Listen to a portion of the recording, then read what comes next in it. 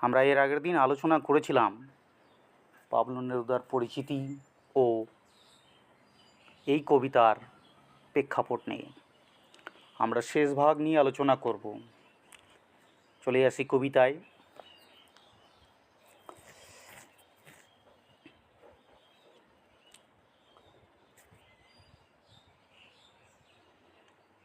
সময়টা মোটেই সুবিধের না রোসো, আমার জন্যে দাঁড়াও। কাঁখে ঝুড়ি নাও, শাবল নাও, জুতো পরো, কাপড় চোপড় সঙ্গে নিয়ে নাও যা পারো। কবি এখানে বলেছেন যুদ্ধের প্রস্তুতি নিতে। তার জন্য ছুরি শাবল মানে লড়াইয়ের সরঞ্জাম, অর্থাৎ খারাপ সময়ের সাথে লড়তে গেলে প্রস্তুতি লাগবে, খালি হাতেই হলে হবে না।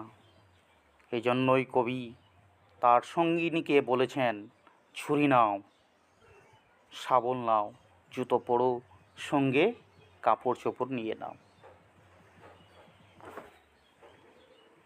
আমরা চলে আসি কবিতার শেষ ভাগ।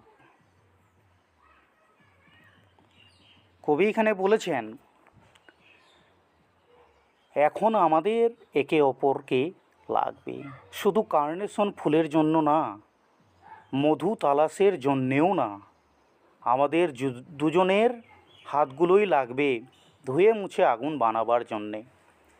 এই যে সুবিধের নয় সময়, মাথা যতই উঁচু করুক, আমরা আমাদের চার হাত চার চোখে একে জুঝবই।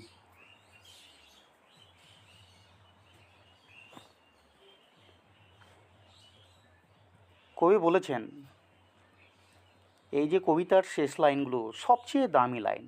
কবি বলেছেন এখন আর প্রেম ভালোবাসার সময় না, এখন লড়াইয়ের সময়। দুটো হাত ঘষলে আগুন জ্বলে, ঠিক তেমন দুজনে মিলে চেষ্টা করলে যে কোনো সমস্যা জয় করা যায়। সময় যতই কঠিন হোক, আমরা চারটে হাত আর চারটে চোখ দিয়ে একসঙ্গে লড়বই। যদি এই কবিতাটা ভালো লেগে থাকে অবশ্যই লাইক কমেন্ট করবে। আমরা এই কবিতাটা পড়ে একটা জিনিস খুব গুরুত্বপূর্ণ যে বিষয়বস্তুটা রয়েছে সেটা হলো এই কবিতায় ভালোবাসা, পারস্পরিক সহমর্মিতা এবং জীবনের কঠিন সময়েও একসঙ্গে থাকার গুরুত্ব বোঝানো হয়েছে। এটি শুধু প্রেমের কবিতা নয়, বরং জীবনের সমস্ত সম্পর্কের ক্ষেত্রেই প্রযোজ্য। একসঙ্গে লড়াই করলে প্রতিকূলতাকেও জয় করা সম্ভব।